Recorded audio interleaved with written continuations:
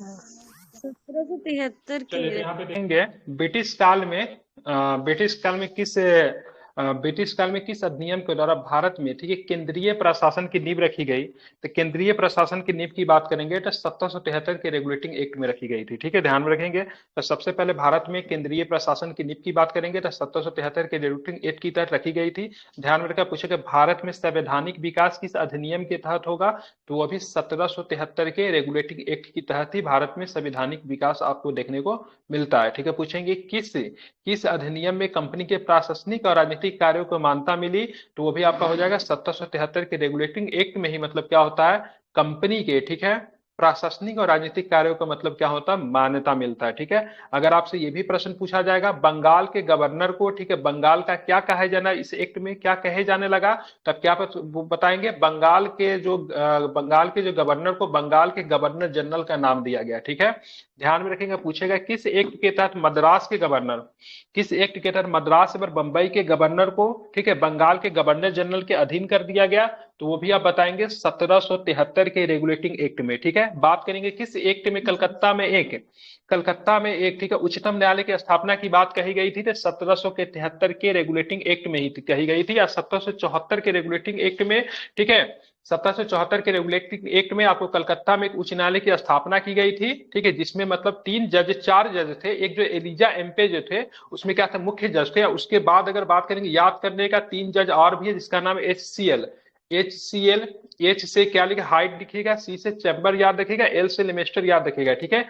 ये तीन जो थे अन्य जज थे, मुख्य जज जो था कौन था, एलिजा एम्पे था। तो ये सारी बातें जो थी 1773 के एक्ट में ही थी। एक चीज और भी हुआ था 1773 के एक्ट में, जैसे कंपनी के कर्मचारियों के निजी व्यापार करने पे रोक लगा दिया था। भारतीय लोगों से मतलब ये रिश्वत नहीं ले सकते थे और गिफ्ट भी नहीं ले सकते, मतलब कंपनी के कर्मचारी जो थे, ठीक है, कंपनी के व्यापार के साथ साथ निजी व्यापार भी करते थे। जैसे कंपनी को कॉटन का व्यापार करना है, तो कॉटन के व्यापार में प्रॉफिट होता था, तो कंपनी का कॉटन का व्यापार करे, साथ में अपना भी 2 केजी खरीद लिया, चलो ना अपना भी बेच देंगे। तो इन सारे चीजें पे प्रतिबंध लगा दिया था। कंपनी के कर्मचारी पूरी तरीके से कंपनी के प्रति समर्पित रहेंगे, इसके लिए जो जानकारी लेकर आई थी वो 1773 के एक्ट में थी। मैंने कितनी सारी बातें बताई, सारा चीज याद रहेगा, याद रहेगा ना, भूलेंगे तो नहीं। सर HCl का फुल फॉर्म फिर से बोल दीजिए। HCl हाइड्रोक्लोरिक एसिड होता है। ये मैंने ट्रिक बनाया इसको याद करने के लिए। ये तीन जज थे, ठीक है, मैंने बोला था ना, तो 74 में जो वहां पे जो नींव जो रखी गई थी सुप्रीम कोर्ट की, ठीक है, तो यहाँ पे उच्चतम न्यायालय ध्यान में रखिएगा, ठीक है। उच्चतम न्यायालय जो है वहां पे जो नींव रखी कलकत्ता में, तो वहां पे तीन जज बने थे, ठीक है। एक तो मुख्य थे एलिजा एम पे, सबको याद रहता है, लेकिन तीन अन्य का नाम याद रख लिया। एस से याद रखे, हाइड, क्या नाम था, हाइड, ठीक है। दूसरा का नाम क्या था, चैम्बर। चैम और तीसरा का नाम क्या था, लिमिस्टर। लिमिस्टर या लिमिस्टर था। एक और भी इसका ट्रिक है, ठीक है। लिमिस्टर जो है चैम्बर में हाइड हो गया, मतलब लिमिस्टर कहाँ छिप गया, तो चैम्बर में जाके छिप गया। लिमिस्टर आदमी का नाम है, हाइड मतलब छिपना होता है, ठीक है, चैम्बर में जाके छिप गया, ठीक है। तो ऐसे भी आप इसको याद कर सकते हो। वैसे मैंने जो ट्रिक बताया है HCl वो ज्यादा बेटर होगा, ठीक है। तो देखिए आपको सिंपल एक प्रश्न से कितने सारे प्रश्न बन गए, तो आप समझिए कि इसे इसी तरह के प्रश्न आपको करने हैं। और आप सोचोगे से अगर आप ऐसा अगर 100-150 सेट अगर कर लेते हैं, ठीक है, 70 BPSC तक, तो सोचिए आपको कितना पॉइंट मिलेगा, ठीक, कितना आपको एज मिल जाएगा, ठीक है। चलिए, किस अधिनियम के द्वारा ईसाई मिशनरियों के भारत में ईसाई धर्म की प्रचार की अनुमति दी गई, क्या बताएंगे। 1813। बिल्कुल, 1813 के चार्टर कानून में ये बात कही गई। सो ईसाई धर्म के जो मिशनरी जो है भारत में आके ईसाई धर्म का प्रचार कर सकते हैं, ठीक है, ध्यान में रखेंगे। और साथ में 1813 के एक्ट में ही भारतीय भूमि को ही क्लेम किया गया, ठीक है, भारतीय भूमि को क्लेम किया गया, ठीक है। यहाँ पे बताया गया भारत की जो भूमि है उसको ब्रिटिश भूमि बताया गया, भारत की भूमि को क्या बताएगा, ब्रिटिश भूमि के नाम से भी जाना गया। तो ये भी 1813 के एक्ट में ही थी, ठीक है, ध्यान में रखेंगे। चलिए आप चलते हैं आगे। निम्नलिखित में से किस अधिनियम द्वारा भारत के स्थानीय सरकारों को व्यक्तियों पे कर लगाने के लिए अधिकृत कर दिया गया, क्या बताएंगे। बिल्कुल, तो मैंने क्या बोला, ये भी 1813 के एक्ट में ही होगा, क्योंकि 1813 के एक्ट से पहले ब्रिटिश भारतीय भूमि को क्लेम नहीं करते थे। भारतीय भूमि को क्लेम करेंगे, 1813 ही था ना, बिल्कुल 1813 के एक्ट में भारतीय भूमि को क्लेम करेंगे, यहाँ पे कर लगाने का भी अधिकार इनको हो जाएगा, ठीक है, ध्यान में रखेंगे। तो इंपॉर्टेंट है 1813 में दो चीजें। सबसे पहली बात, तो ये सबसे पहली बात यहाँ पे ईसाई धर्म के प्रचार की अनुमति प्राप्त होगी। भारतीय भूमि को ब्रिटिश भूमि कहेंगे, और साथ में यहाँ पे टैक्स लगाने का अधिकार जो है इनको हो जाएगा, ठीक है, इंपोर्टेंट है। अब आगे चलेंगे, किस चार्टर अधिनियम के द्वारा मद्रास और बंबई के गवर्नर को विधायिका शक्ति से वंचित कर दिया गया? बताने की आवश्यकता नहीं है, बताइए किस अधिनियम से वंचित कर दिया गया? बिल्कुल 1833 के चार्टर एक्ट से विधायिका शक्ति से वंचित कर दिया गया। अगर पूछेगा किस चार्टर अधिनियम में, ठीक है, किस चार्टर अधिनियम में, एक ही बोलेंगे से थोड़ा यहाँ पे विकेंद्रीकरण को समाप्त कर केंद्रीयकरण की शुरुआत की गई। तो आप यहाँ पे देखोगे इसे मद्रास का और बंबई के गवर्नर को विधायिका संबंधी शक्ति से वंचित कर दिया गया, डेट मीन्स को कानून बनाने का अधिकार उनसे ले लिया गया। तो यहाँ पे सत्ता में केंद्रीयकरण का शुरुआत आपको देखने को मिलता है, वो 1833 का एक्ट होगा। किसका एक्ट होगा? 1833 का एक्ट होगा, ठीक है, इसको ध्यान में रखें, 1833 के एक्ट। इसमें क्या हुआ था? तो 1833 के चार्टर अधिनियम के द्वारा बंगाल के गवर्नर को भारत का गवर्नर जनरल बना दिया गया। ये भी ध्यान में रखें, बंगाल का गवर्नर जनरल कौन हो जाएगा? भारत का गवर्नर जनरल होगा। ऐसा बनने वाला प्रथम गवर्नर जनरल कौन होगा? हम होंगे, आप होंगे, या फिर विलियम बेंटिंक होंगे? कौन होंगे?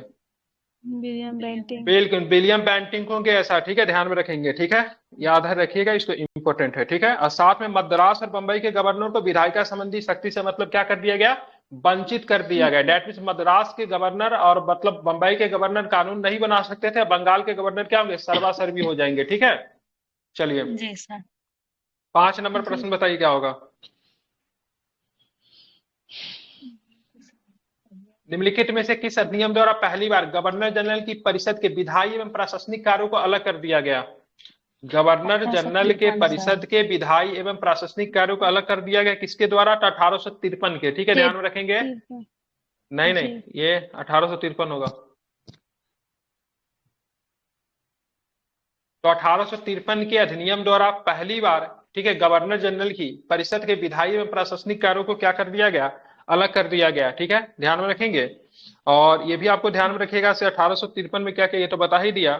और इस अधिनियम के तहत परिषद में 6 नए पार्षद जोड़े गए, ठीक है, और इनको मतलब विधान पार्षद कहते थे। 6 नए पार्षद जोड़े गए, इनको क्या कहा गया? तो इनको विधान पार्षद कहा गया, ठीक है। चलिए, किस अधिनियम द्वारा सिविल सेवकों की भर्ती एवं चयन हेतु खुली प्रतियोगिता व्यवस्था की आरंभ किया गया? मतलब खुली मतलब ओपन, जैसे अभी जो हम लोग एग्जाम देते हैं ना, खुली होती है ना, उसी तरह से खुली प्रतियोगी परीक्षा की शुरुआत की गई। किस एक्ट में की गई बताइए? चार्टर नियम में। बिल्कुल ठीक है, ये आपका हो जाएगा 53 में, 53 में ही होगा। किसमें होगा? 1853 में ही होगा, ठीक है, किसमें? 1853 में ही, ठीक है, 1853। बिल्कुल 1853 के चार्टर नियम द्वारा सिविल सेवकों के चयन के लिए खुली प्रतियोगिता का आयोजन करने का प्रयास किया गया, लेकिन बोर्ड ऑफ डायरेक्टर जो था इसके विरोध में आ गया। क्या आ गया? बोर्ड ऑफ डायरेक्टर्स के विरोध के कारण इस प्रावधान को मतलब क्या कर दिया गया? समाप्त कर दिया गया। मतलब ये प्रावधान जो है लागू नहीं हो पाया, नहीं हो पाया, ठीक है, ध्यान में रखेंगे।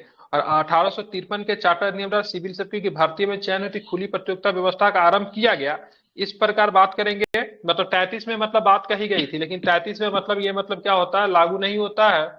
फिर 1853 में इसको लेकर बात होती है। फिर 1854 में देखेंगे तो मुख्य रूप से मैकाले शक्ति की नियुक्ति की जाती है, जो कि सिविल सेवा भारतीयों के लिए खोल दी गई, और इसके लिए मैकाले समिति रिस्पॉन्सिबल है, ठीक है, 1854 वाला। तो सबसे पहले पूछेगा, बात की गई थी 33 में, लागू नहीं हो पाया क्योंकि बोर्ड ऑफ डायरेक्टर्स ने विरोध किया। 1853 में लागू हुई, और मैकाले समिति इसी के लिए मुख्यतः 1800 कब बनाई गई थी? 54 में बनाई गई थी, ठीक है। चलिए आप यहाँ पे मिलाइए इसको, क्या होगा 7 का? पूरा आंसर दिखना पड़ेगा ना, पूरा नहीं दिख रहा, छोटा करना पड़ेगा।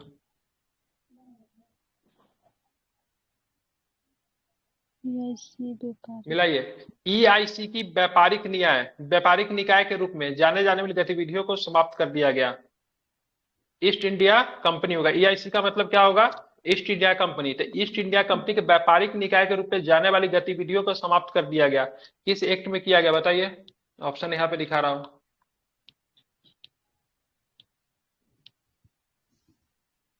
1833, 1853, 1858, 1861। बिल्कुल ठीक है, 33 के एक्ट में समाप्त कर दी गई, ठीक है, ध्यान में रखेंगे। इसमें 1833 के एक्ट के चार्टर के तहत समाप्त की गई, ठीक है। लेकिन चाय और चीन को कब मतलब रहने दिया गया था? चाय और चीन का क्या कॉन्सेप्ट है? 1813 से। बिल्कुल 1813 में ही समाप्त कर दी गई थी, लेकिन चाय और चीन को छोड़कर। किसके साथ? चाय और चीन को छोड़ के चाय था, क्योंकि चीन। बड़ा इसमें प्रॉफिट होता था, ठीक है। लेकिन 1833 में मुख्य रूप के इनके सारे एक अधिकार को मतलब क्या कर दिया गया, समाप्त कर दिया गया, ठीक है। समाप्त कर दिया गया इसने था। प्रथम बार भारतीय केंद्रीय विधान परिषद में स्थानीय प्रतिनिधित्व पर आरंभ किया था, 1853 में था। विधान परिषद 6 नए पार्षद को जोड़ा गया था, सही है, कोई दिक्कत नहीं है। जी। उसके बाद चलेंगे आगे।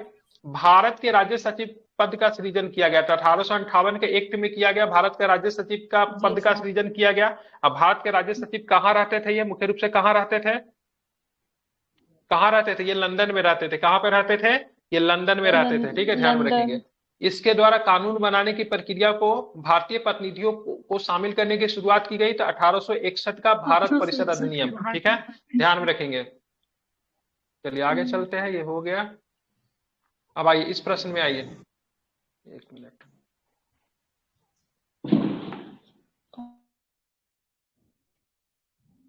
चलिए, 1858 के भारत सरकार अधिनियम के प्रावधानों में से निम्न में से कौन सी विशेषता शामिल थी। मतलब 1858 के भारत सरकार अधिनियम के प्रावधानों में निम्नलिखित में से कौन सी विशेषता शामिल थी, सो आपको बताना है। तो इस अधिनियम ने निमंत्रण, ठीक है, नियंत्रण बोर्ड और निदेशक कोड समाप्त करके भारत में शासन की द्वैत प्रणाली समाप्त कर दी, ठीक है, पहला। सही दूसरा है। है एक नए पद, ठीक है, एक नए पद भारत के राज्य सचिव का सृजन किया गया, जिससे भारतीय प्रशासन पे पूर्ण नियंत्रण की शक्ति की गई थी, ठीक है। भारत सचिव की सहायता के लिए 15 सदस्यीय परिषद का गठन किया, जो एक सलाहकार परिषद थी, ठीक है। मतलब इनके बातों को मानने के लिए सचिव जो था रिस्पॉन्सिबल तीनों नहीं था, सही है। सलाहकार परिषद। तो बताइए इनमें से कौन सी विशेषता शामिल थी, बताइए जरा हमें। तीनों बिल्कुल, तो है। सारे के सारे विशेषता क्या है, सही है, ठीक है, ध्यान में रखिएगा। तो 1858 का जो एक्ट जो था, इस अधिनियम के तहत नियंत्रण बोर्ड, मतलब बोर्ड ऑफ कंट्रोल, और जी। निदेशक बोर्ड ऑफ डायरेक्टर्स को मतलब क्या कर दिया गया, समाप्त कर दिया गया, ठीक है। भारत में द्वैत शासन प्रणाली जो थी उसको भी समाप्त कर दिया गया। एक नए पद भारत के राज्य सचिव, ठीक है, सेक्रेटरी ऑफ इंडिया, उसको मतलब गठन किया गया, जिसमें भारतीय प्रशासन पे संपूर्ण नियंत्रण की शक्ति निहित थी। मतलब पूरे तरीके से रिस्पॉन्सिबल जो था प्रशासन चलाने के लिए यही था, ठीक है। कहाँ रहता था, लंदन में रहता था। लेकिन ये मतलब किससे सलाह लिया करता था, तो इसे 15 सदस्यीय परिषद का गठन किया गया था भारत सचिव की सहायता के लिए, ठीक है। तो जब भी आप देखोगे मार्ले मिंटो, तो लॉर्ड मार्ले जो होगा सचिव होगा, मिंटो जो होगा वायसराय होगा, मॉन्टेग्यू चेम्सफोर्ड, ठीक है। तो ये सब वायसराय का भी नाम जुड़ा हुआ है इसमें, और गवर्नर सॉरी क्या बोलते हैं, सचिव का भी नाम जुड़ा हुआ है, ठीक है। तो सारे के सारे चीजें जो थी आपका इस एक्ट में 1858 के एक्ट में था, ठीक है। चलिए 9 नंबर प्रश्न में आते हैं, ठीक है। निम्नलिखित में से किस अधिनियम के द्वारा भारत के शासन के विकेंद्रीकरण की नींव रखी गई थी, बताइए किसमें रखा गया था।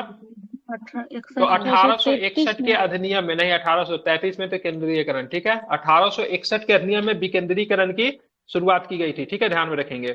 अब बात के केंद्रीयकरण की प्रवृत्ति कब अपनाई गई थी अगर पूछेंगे, ठीक है, इसी 33 में सारे ना। एक्ट में, ठीक है, 33 में क्या किया गया था, तो मद्रास और बॉम्बे के केंद्रीयकरण। विधायिका को, ठीक है, मद्रास या बॉम्बे के विधानसभा को या फिर वहां के गवर्नर कह लीजिए, उनको कानून बनाने से मतलब वंचित कर दिया गया था। कानून बनाने का अधिकार किसे दे दिया गया था, तो बंगाल के गवर्नर को दे दिया गया था, ठीक है। तो ध्यान में 33 में जो शुरुआत होती है केंद्रीयकरण की शुरुआत होती है, 61 में जो शुरुआत जो होती है विकेंद्रीकरण की शुरुआत होती है, इसको जरा ध्यान में रखेंगे, ठीक है।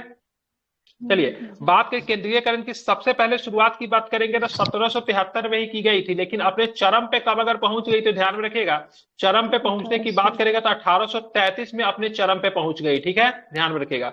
विकेंद्रीकरण का मतलब क्या होता है, पावर ऑफ, सॉरी हिंदी में बोल रहा हूं, पावर एक व्यक्ति के पास ना रहे, ठीक है, पावर का बंटवारा, ठीक है, समझ रहे हैं ना, विकेंद्रीकरण।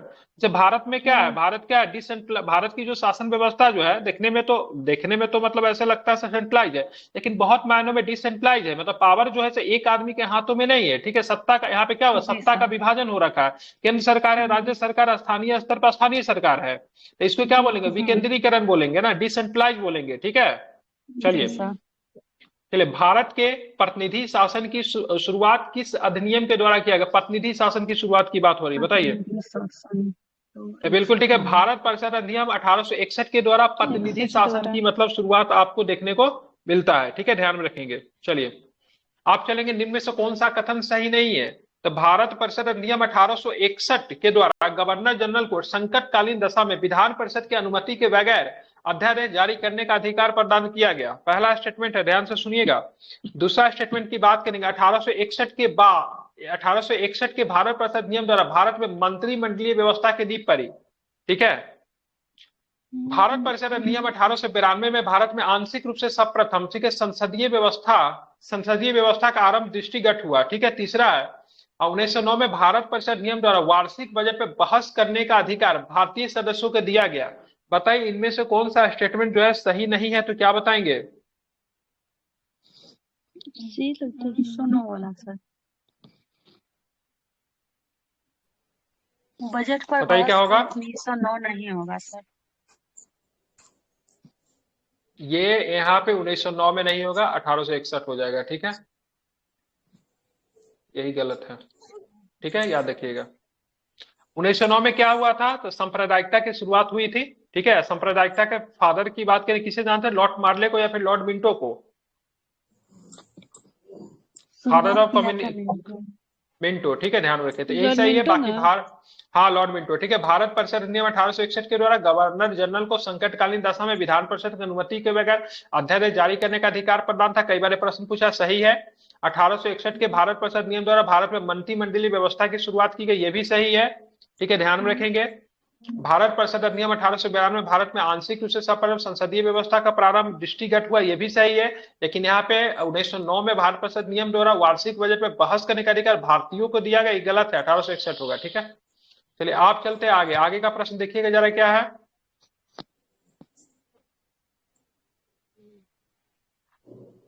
चलिए बताएंगे इनमें से कौन सा सही है। निम्न में से किस अधिनियम द्वारा वायसराय की परिषद में सर्वप्रथम किसी भारतीय सदस्य को शामिल किया गया? बताइए। 1861 में 1909 में 18 से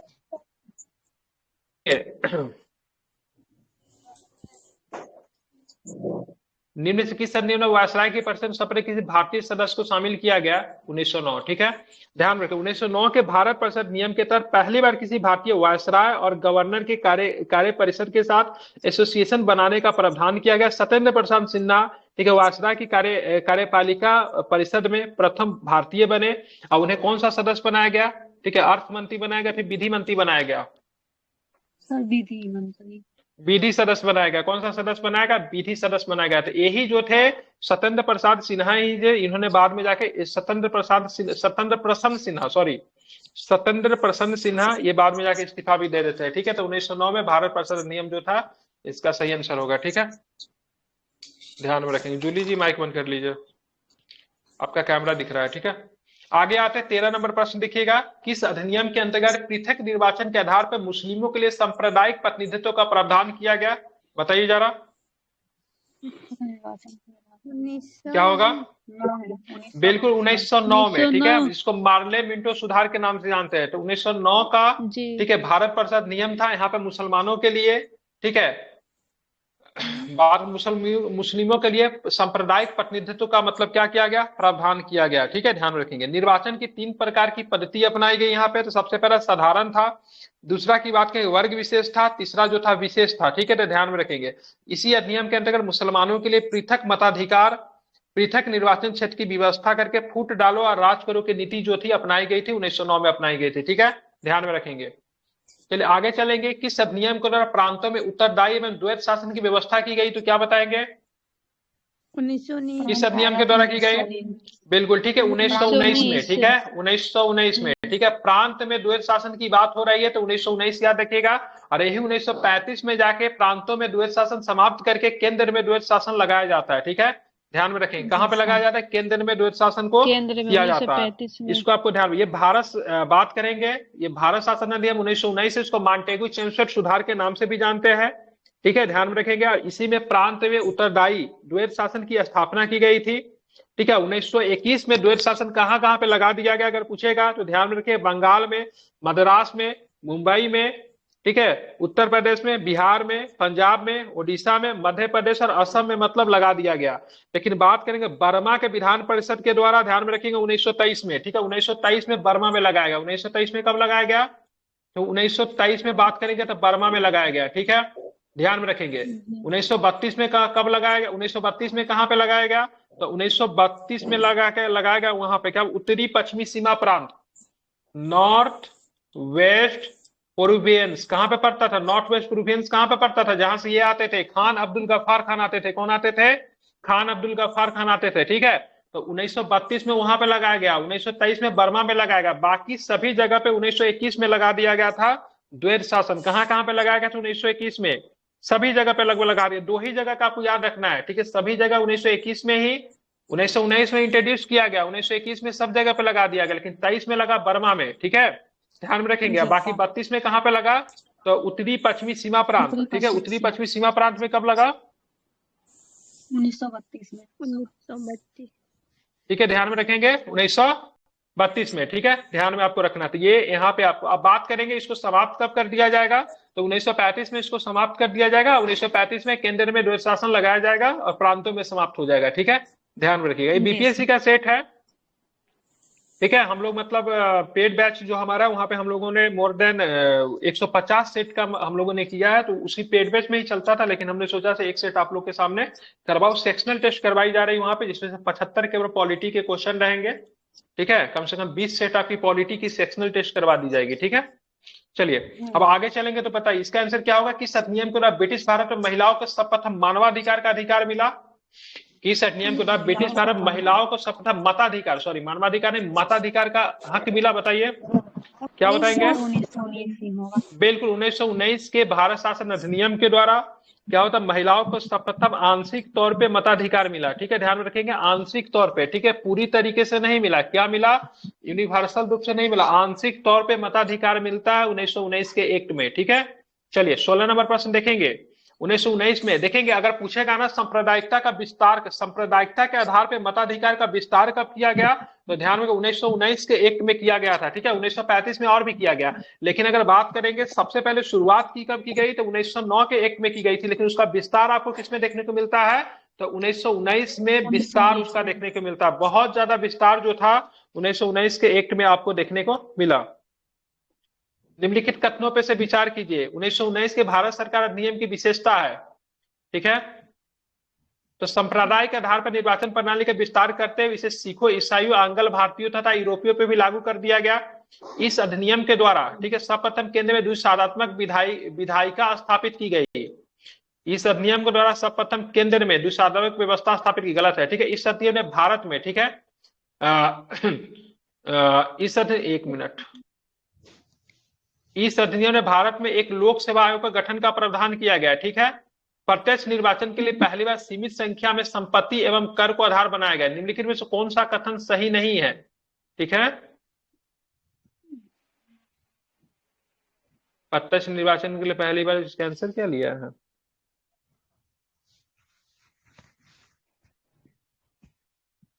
दो और तीन होगा शायद। साथ में इस अधिनियम के द्वारा केंद्र में, ये तो गलत मुझे लग रहा है, ठीक है। ये सही है, ये भी सही है, ये भी सही है। मुझे तो केवल इसमें आंसर मुझे डाउट लग रहा है इसका, ठीक है। इसको मैं देखूंगा, इसको देखेंगे, ठीक है। इसका आंसर मुझे गलत लग रहा है, इसको एक बार चेक कर लेंगे, ठीक है। इसका आंसर दे रहा उपर्युक्त में से कोई नहीं। निम्नलिखित में कौन सा कथन सही नहीं है? तो उपर्युक्त में से कोई नहीं, जो कि सारा मुझे गलत लग रहा है, ऐसा नहीं है, ठीक है। संप्रदाय के आधार पर निर्वाचन प्रणाली का विस्तार करते हुए सिखों, ईसाई, आंग्ल भारतीयों तथा यूरोपियों पर भी लागू किया गया, ठीक है। ये तो सही है, ठीक है, इसमें कोई दो राय नहीं है, ठीक है। इस अधिनियम द्वारा सर्वप्रथम केंद्र में द्विसाधात्मक विधायिका स्थापित की, गलत है, क्योंकि प्रांतों में हुआ था 1919 में, पहले भी बता चुका हूं, ठीक है। इस अधिनियम के द्वारा भारत में लोक सेवा आयोग के गठन का प्रावधान किया गया, बिल्कुल ठीक है, कोई दिक्कत नहीं, इसी में था, ठीक है। जो कि बात करेंगे सिविल सेवकों की भर्ती के लिए 23-24 में आपको ली कमीशन आता है, ठीक है, तो कोई गलती नहीं इसमें। प्रत्यक्ष निर्वाचन के लिए पहली बार सीमित संख्या में संपत्ति कर को आधार बनाएगा, बिल्कुल ये भी सही, इसमें भी कोई दो राय नहीं है। मुझे गलत केवल ये लग रहा है 2 नंबर, तो केवल 2 ऐसा ऑप्शन में है ही नहीं, ठीक है। तो क्या बोले, इनमें कौन सा कथन सही नहीं है? सही है, ये वाला कैसे सही होता है? इस अधिनियम के द्वारा सर्वप्रथम केंद्र में द्विसाधात्मक सही तो विधायिका है। स्थापित की, केंद्र में एक काउंसिल ऑफ स्टेट से एक मतलब लेजिस्लेटिव असेंबली, ठीक तो है केंद्र में, जैसे अच्छा आज मेरे के दिमाग संदर्भ में, में हम अच्छा बात करते हैं लोकसभा और राज्यसभा।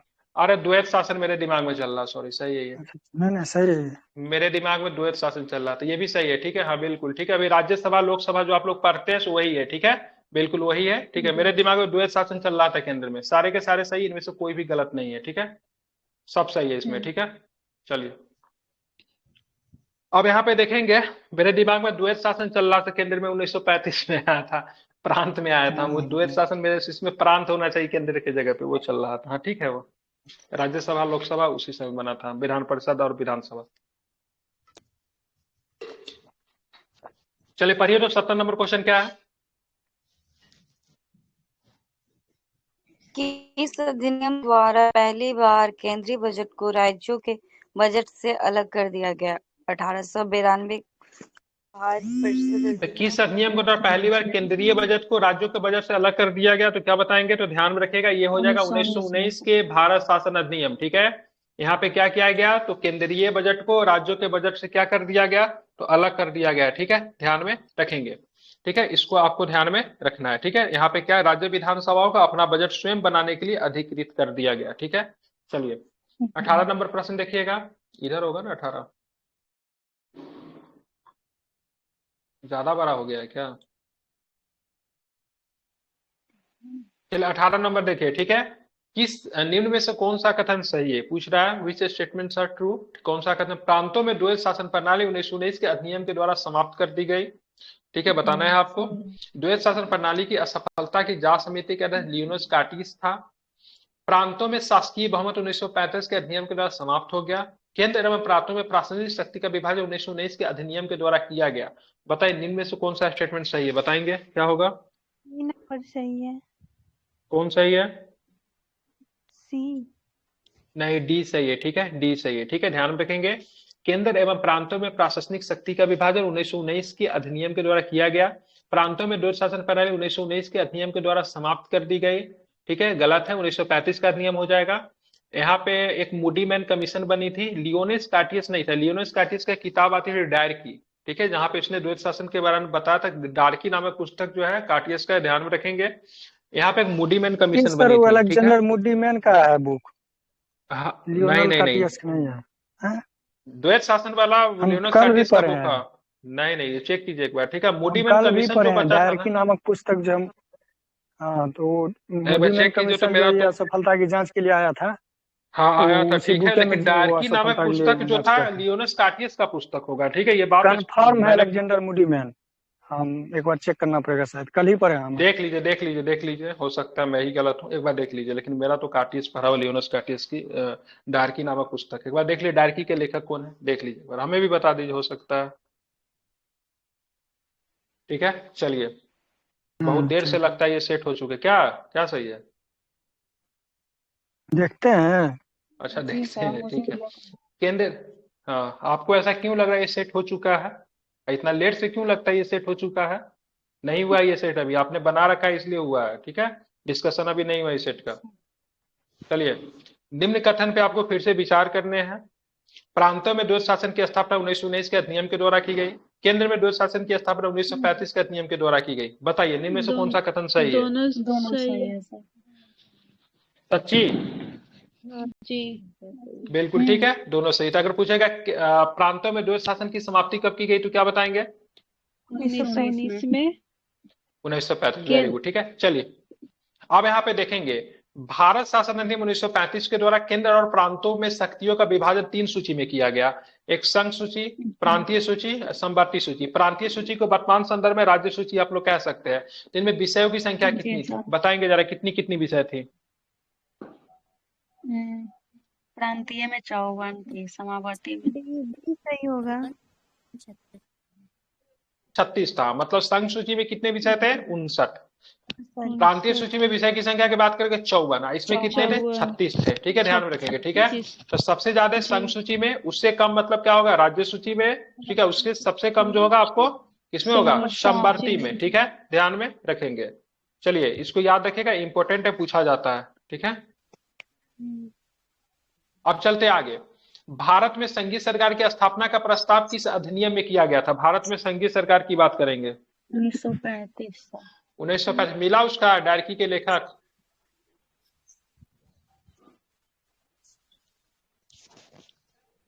नहीं मिला? देख रहे हैं।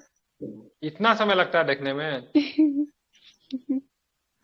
गूगल के अनुसार तो लग रहा है आप ही का सही है, लेकिन मेरे नोट्स के अगर हम अनुसार अगर लग रहा है सी आप अगर हम गलत है। इतना अगर कॉन्फिडेंटली अगर बोल रहे हैं तो समझिए हम कहीं ना कहीं पे मेरा सोर्सेस सही है वही, आप ठीक है। हम अभी हम अपना नोट्स भेज रहे हैं ना, हम किसी वो भी भी चीज किसी भी क्वेश्चन पूरा में हम बहुत उस पर ज्यादा एडजस्ट श्योर किए नहीं हैं। रहते हैं, ठीक है।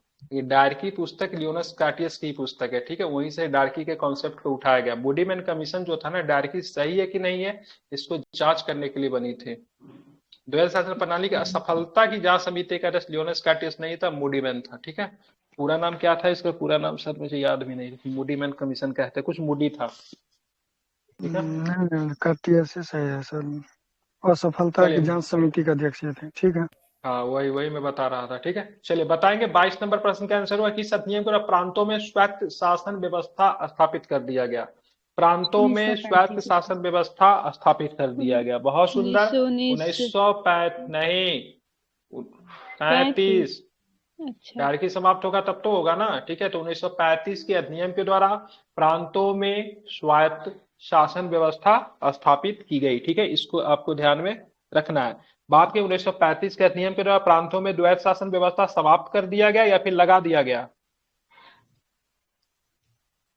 प्रांत समाप्त कर दिया गया, लगा समाप्त दिए कर वाला दिया कौन गया। है, समाप्त कर दिया गया। अगर पूछेंगे आपको प्रांतीय स्वतंत्रता का शुभारंभ कब हुआ तो क्या बताएंगे, 1919 में या फिर 1935 में। 1935 में, ठीक है, ध्यान में रखेंगे, ठीक है। चलिए इतना आपको ध्यान में रखना है, ठीक है। चलिए आप चलते हैं 23 नंबर प्रश्न देखते हैं, ठीक है। बताना है भारत शासन अधिनियम 1935 में कितने प्रांतों में द्विसदनीय विधानमंडल स्थापित किया गया, ठीक है। द्विसदनीय कितने में, 6 प्रांत। अभी बहुत दिन तक 6 प्रांतों नहीं, कौन 11, 6 प्रांत में ही थे, ठीक है। कितने प्रांतों में थे, 6 प्रांतों में थे, ठीक है। 6 अब प्रांत। 6 प्रांतों का नाम क्या है, वहां पे टोटल प्रांतों की संख्या 11 थी, ठीक है। उस समय प्रांतों की संख्या कितनी थी, 11 में से 6 में किया गया, ठीक है। 11 प्रांत था जिसमें से 6 में कर दिया गया, ठीक है।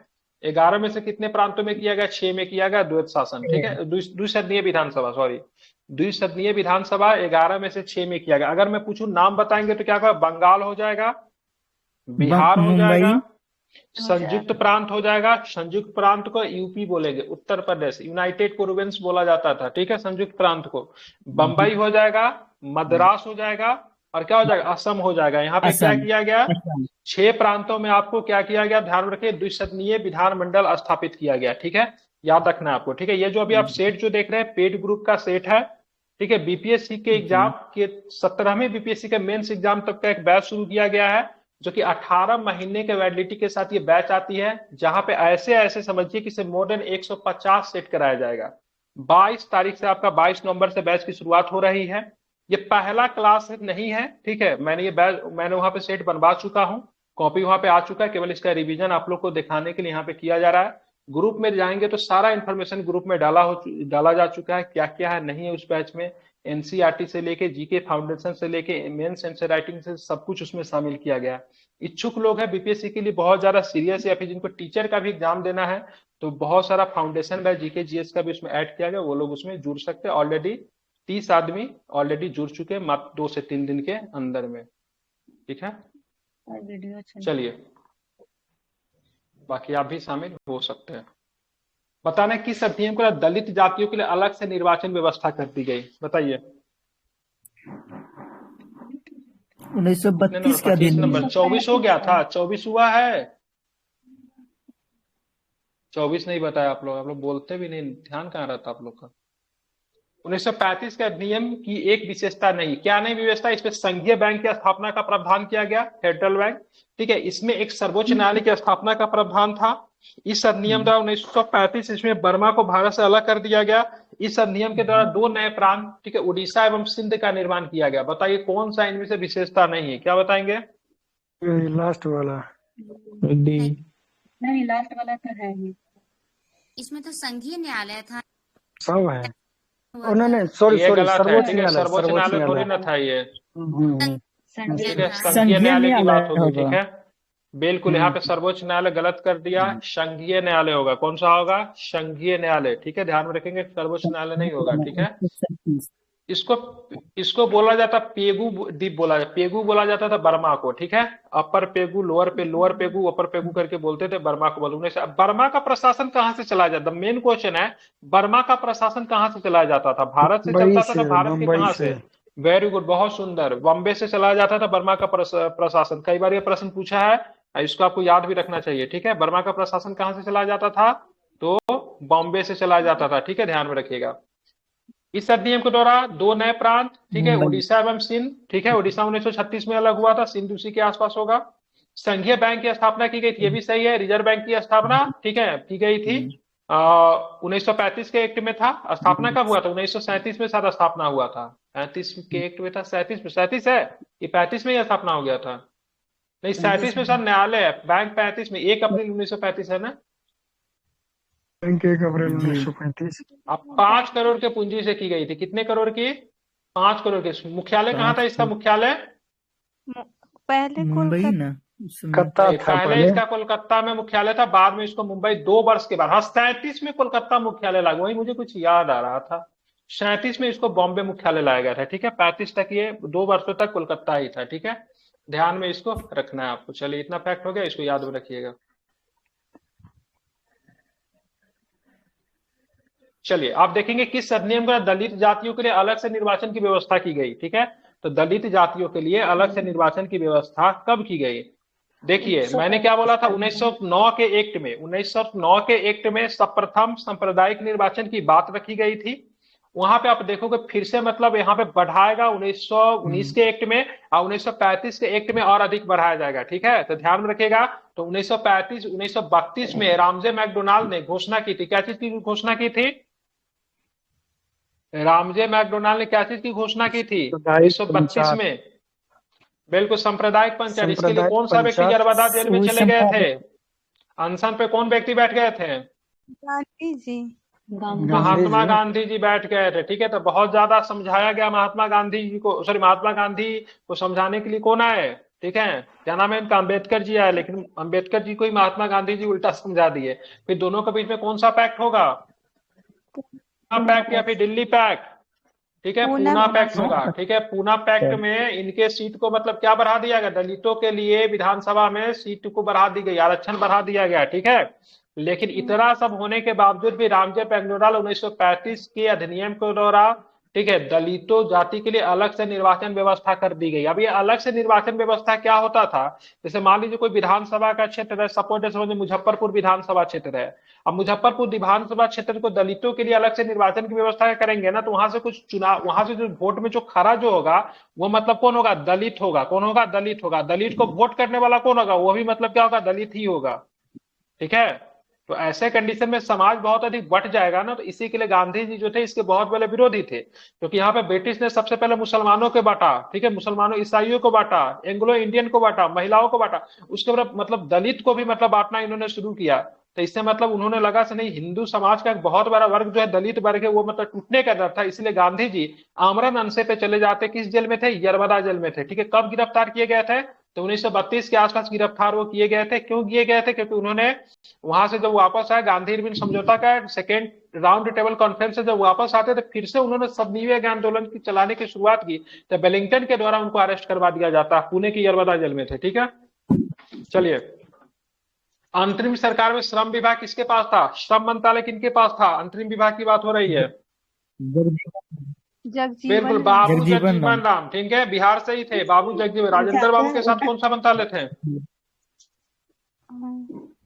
राजेंद्र बाबू के पास कौन सा मंत्रालय था, कृषि, आई थिंक कृषि होगा राजेंद्र बाबू के पास, जी सर कृषि। अम्बेडकर जी के पास कानून, ठीक है। चंडीगढ़ के पास एस भावा साहब के पास कौन था, भावा साहब के पास, एससी भावा के पास क्या था, एससी भावा के पास याद नहीं आ रहा मुझे, शायद इनके पास उद्योग वगैरह था क्या, परमाणु उस समय कहाँ से आया परमाणु मंत्रालय, कौन सा मंत्रालय परमाणु मंत्रालय, ठीक है। देखिए मुझे जो सरदार पटेल के जी के पास गृह सूचना एवं प्रसारण था, राजेंद्र बाबू के पास खाद्य एवं कृषि था, लियाकत अली के पास वित्त था, सी राजगोपालाचारी जी के पास शिक्षा एवं कला था, और चंडीगढ़ जी के पास वाणिज्य हो जाएगा, गजनफर अली के पास स्वास्थ्य हो जाएगा। तो टोटल कितना था? टोटल 14 लोग थे। टोटल कितने थे? 14 लोग थे। 9 जो थे कांग्रेस से थे, 5 जो थे मुस्लिम लीग से थे। ठीक है, ये भी डाटा आपको याद रखना है। भाभा साहब के पास क्या था मुझे याद नहीं आ रहा, ध्यान में रखिएगा। ठीक है, लेकिन देख लीजिएगा क्या था इनके पास। क्या? कार्य खान और ऊर्जा। खनन और ऊर्जा। ठीक है, ध्यान में रखेंगे, इसको इम्पोर्टेंट है। मुस्लिम लीग के कितने सदस्य थे? मुस्लिम लीग के कितने सदस्य थे? 9। 5। कितने थे? 9 कौन बोला? 5। कांग्रेस के कितने? 9। टोटल कितने? 14। ठीक है, चलिए 28 नंबर प्रश्न। स्वतंत्र भारत का पहला मंत्रिमंडल कौन 1947 विधि मंत्री किसे बनाया गया? भीमराव अम्बेडकर। विधि मंत्री राजेंद्र प्रसाद। वाह, क्या नॉलेज है। नहीं सर, अम्बेडकर जी को। अम्बेद बनाया गया था, B.R. अम्बेडकर जी को बनाया गया था। ठीक है, ध्यान में रखेंगे। ठीक है, तो B.R. अम्बेडकर जी को, ठीक है, विधि मंत्री बनाया गया था, ये आपको ध्यान में रखना है। ठीक है, चलिए मौलाना अबुल कलाम आजाद जी के पास कौन सा मंत्रालय हो जाएगा? शिक्षा मंत्रालय। राजकुमारी अमृत कौर जी स्वास्थ्य। स्वास्थ्य मंत्रालय। श्यामा प्रसाद मुखर्जी जी उद्योग एवं आपूर्ति। ठीक है, R.K. षणमुखम चिट्टी तो वित्त मंत्रालय। ठीक है, ध्यान में रखेंगे। चलिए अब आते 30 नंबर प्रश्न, मिला लीजिएगा कौन सही होगा। D का 4, D का 4, 3, B का क्या है? B का 3, B का 3, B का क्या है?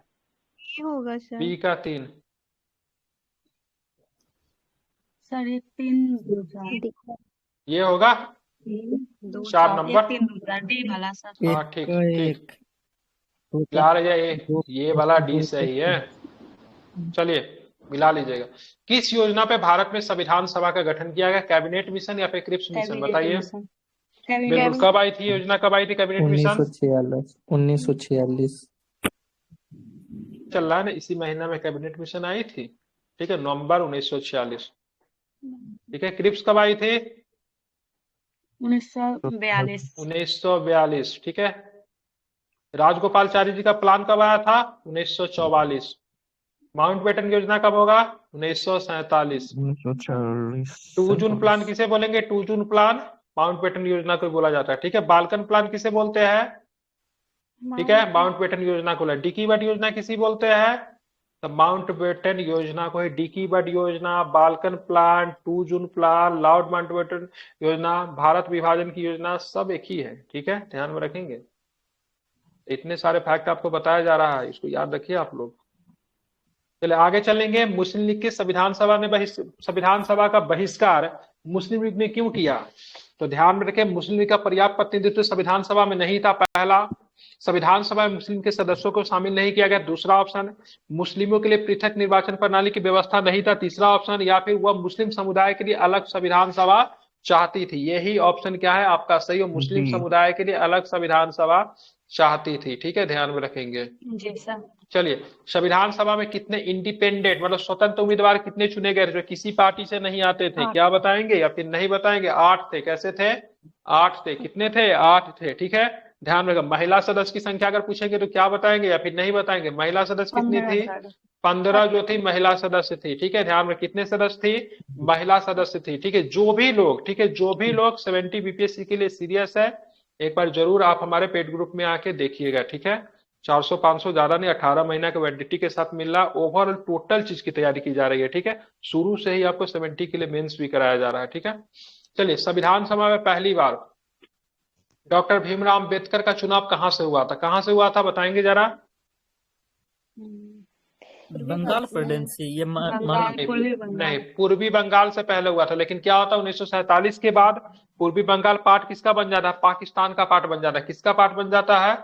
पाकिस्तान का पार्ट बन जाता है पूर्वी बंगाल। ठीक है, ध्यान में किसका पार्ट बन जाता है? पाकिस्तान का पार्ट बन जाता है। तो उसके बाद क्या होता है दिक्कत? अम्बेडकर जी जाए तो कहाँ जाए? तो अम्बेडकर जी जाते बॉम्बे, लेकिन बॉम्बे से ऑलरेडी मतलब जो चुन कर आते रहते उनका नाम था जयकर। कौन था? M.R. जयकर साहब थे। ठीक है, ये बोलते ठीक है मेरी तो उम्र हो चुकी है, ऐसा करो हम रिजाइन दे देते हैं, आप हमारे जगह पे चले जाओ। ठीक है, तो M.R. जयकर साहब अपना सीट दे देते हैं ताकि अम्बेडकर साहब कहाँ पहुंच चुके? तो संविधान सभा में मतलब पहुंच चुके, ठीक है, ध्यान में रखेंगे। अब आगे आते हैं, भारत के संविधान सभा के संदर्भ में निम्नलिखित कथनों पे आपको विचार करना है, ठीक है। जुलाई 1946 में क्रिप्स मिशन योजना के अनुसार संविधान सभा के लिए चुनाव हुआ, गलत है, क्योंकि 1946 में तो पहले क्रिप्स मिशन आया नहीं था, 1946 में कैबिनेट मिशन आया था, ठीक है, तो ये गलत हो गया। संविधान सभा के सदस्यों को चुना अप्रत्यक्ष रूप से प्रांतीय विधानसभा के सदस्यों के द्वारा किया गया, ये सही है। महात्मा गांधी, मोहम्मद अली जिन्ना जैसे प्रमुख नेता संविधान सभा के सदस्य नहीं थे, ये भी सही है, नहीं थे। 9 दिसंबर 1946 को संविधान सभा का प्रथम अधिवेशन में मुस्लिम लीग के भी सदस्य भी शामिल हुए थे, गलत है, नहीं हुए थे, ठीक है। तो कौन सा सही है? नहीं, क्या बात करते हो। 9 दिसंबर 1946 को संविधान सभा का प्रथम अधिवेशन मुस्लिम लीग के सदस्य भी शामिल हुए थे, गलत है, ठीक है, सरासर गलत है, नहीं शामिल हुआ था। 34 का आंसर क्या लिया है? तो ये 2 और 3 सही है, मतलब ये सही पूछ रहा है ना, तो ये तो सही है, ठीक है, ये सही, मतलब महात्मा गांधी, मोहम्मद अली जिन्ना जैसे प्रमुख ने संविधान सभा के सदस्य नहीं थे, तो ये सही है, ठीक है। ये गलत है, ये गलत है, ठीक है। 2 3 कितना कॉन्फिडेंटली बोलती हुई थी, जैसे किसी देख रही थी, तो वहां पे मतलब वो लोग आ रहे कि नहीं संविधान सभा में शामिल होने के लिए, नहीं हुआ था। 9 संविधान सभा का बहिष्कार किया था, 9 दिसंबर वाला में नहीं हुआ था शामिल, ठीक है, बाद में भी नहीं शामिल हुआ। मंत्रिमंडल में शामिल होता है, ठीक है, अंतरिम मंत्रिमंडल बनता है, उसमें शामिल होता है, 9+5 का रेशियो होता है, ठीक है, समझ गए ना, तो नहीं शामिल हुआ था, ठीक है। चलिए, निम्न में से किसका कथन है कि भारतीय संविधान भारतीयों की इच्छा के अनुसार होगी, ठीक है। भारत के संविधान भारतीयों की इच्छा के अनुसार हो, किसने कहा था? तो गांधी जी ने कहा था, ठीक है। भारतीय संविधान भारतीय की इच्छा के अनुसार होगी, गांधी जी का स्टेटमेंट है, ठीक है। सर्वप्रथम औपचारिक रूप संविधान सभा के लिए विचार का प्रतिपादन किसने किया था? किसने किया था? बिल्कुल एम.एन. राव ने किया था। एम.एन. राव का फुल फॉर्म क्या है? एम.एन. राव का फुल फॉर्म क्या है? मावेंद्र नाथ राव का पूरा नाम है, ठीक है, ध्यान रखें। तो सबसे पहले इन्होंने ही किया था, ध्यान में रखेंगे। कब किया था? अगर पूछेगा साल, अगर पूछ देगा तो क्या बताएंगे? 1934 में। कब किया था? 1934 में किया था, ठीक है, ध्यान में रखेंगे, ध्यान में रखेंगे, 1934 में। लेकिन पूछेगा भारतीय राष्ट्रीय कांग्रेस ने पहली बार संविधान के निर्माण के आधिकारिक रूप से संविधान सभा ने मांग की, आई थिंक 1935-36 में करता है, 1 साल के बाद। 36 में ना, 1935 लखनऊ वाला कब था? 36 में ना, 36 है, 36 होगा, बिल्कुल 1936 होगा, ठीक है, सर। वहीं वो पे रखता है महात्मा कांग्रेस। गांधी वाला जो महात्मा गांधी थे वो 22 में बोले थे ना, ठीक, हाँ ठीक है, 22 के आसपास, हाँ ठीक है, भारतीय संविधान, हाँ 22 ठीक लग रहा है, ठीक है, ध्यान में रखेंगे, ठीक है। चलिए अब देखेंगे आगे, अब आगे देखेंगे, हाँ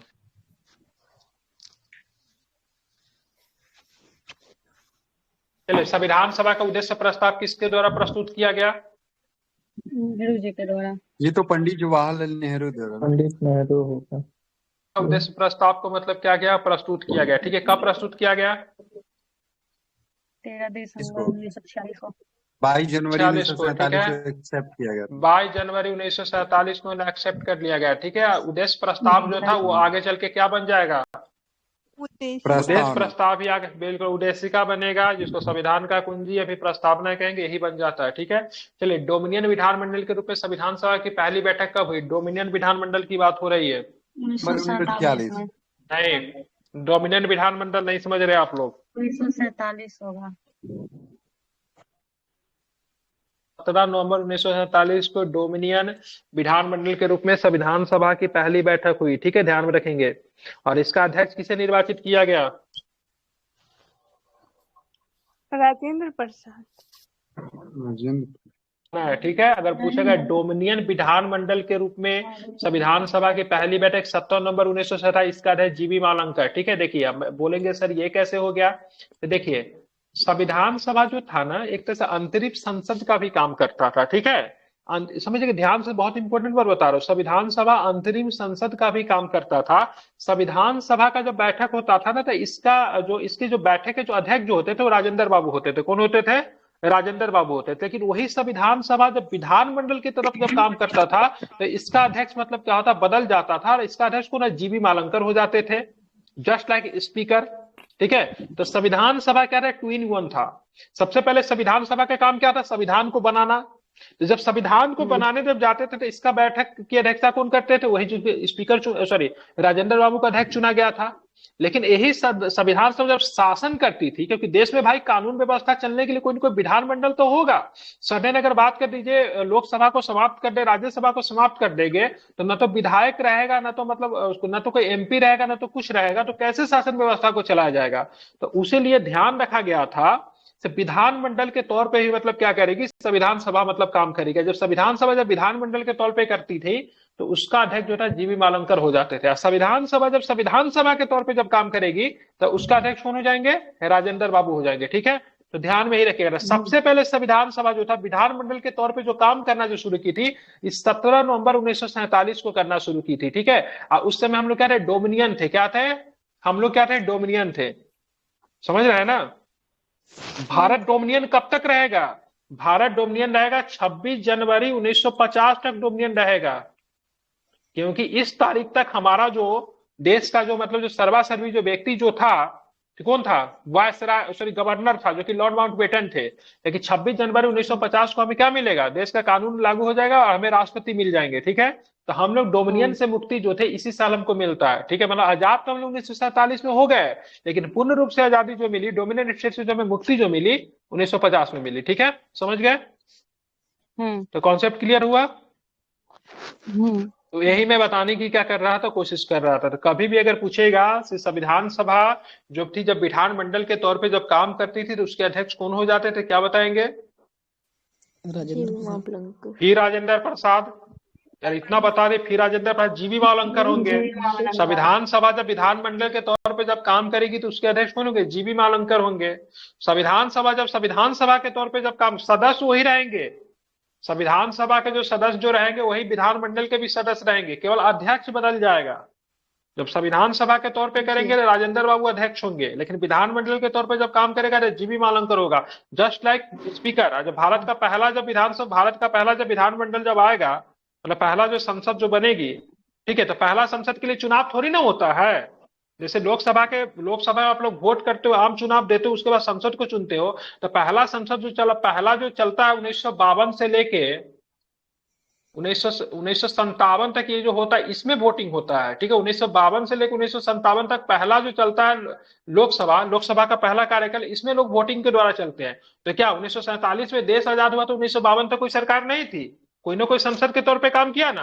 तो 1947 से लेकर 1952 तक में डोमिनियन स्टेट के पार्ट थे। और इस समय जो हमारा जो सब इस समय जो बना था, ये संविधान सभा का मेंबर जो थे वही संसद के तौर पे भी काम कर रहे थे, और इसके अध्यक्षता कौन कर रहे थे? जीवी मालंकर कर रहे थे। हाँ, आम चुनाव कब हुआ? तो 1952 में आम चुनाव हुआ, तब ना बोला था प्रथम लोकसभा का कार्यकाल क्या है? तो 1952 से लेकर 1957 तक प्रथम लोकसभा था ना। उससे पहले भी जो संसद जो था, उससे पहले भी विधानसभा जो था, वो विधानमंडल जो था, वो मतलब संविधान सभा जो था वही विधानमंडल के तौर पे भी मतलब काम कर रहे थे। ठीक है ना, और उसी का अध्यक्ष कौन हो जाएगा? जीवी मालंकर। आई थिंक आप समझाने की जरूरत नहीं है। पहले विधानसभा के संबंध में क्या सही नहीं है? वयस्क मताधिकार पर आधारित थी। सॉरी, संविधान सभा के संबंध में क्या सही नहीं है? वयस्क मताधिकार पर आधारित नहीं थी। यह कई समितियों के माध्यम से कार्यरत थी।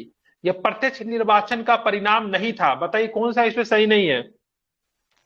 मतलब कौन सा सही है? सॉरी, सही है तो सारे के सारे सही है। सबसे पहली बात, ये वयस्क मताधिकार पर आधारित नहीं थी। संविधान सभा के मेंबर को, ठीक है, यूनिवर्सल सफरिंग के आधार पर नहीं चुना गया था। ठीक है, इसको बोलते वयस्क मताधिकार। ठीक है, ये कई समितियों के माध्यम से कार्य थी। संविधान सभा बनाने के अलग अलग समिति बनाए गए, जैसे भाषा के लिए अलग था, प्रारूप के लिए अलग था, उद्देश्य के लिए अलग था, बहुत सारे लोगों का ग्रुप बांट दिया गया था, तो कई समितियों के माध्यम से काम करती थी। बिल्कुल, यह प्रत्यक्ष निर्वाचन का परिणाम नहीं था, अप्रत्यक्ष रूप से चुना गया। जैसे मद्रास विधानसभा, मद्रास प्रांत से 5 मेंबर चुन के आ गया, बिहार से 5 मेंबर चुनकर आ गया था, प्रत्यक्ष रूप से नहीं चुना गया था। जनता की भागीदारी नहीं थी इनको चुनने में।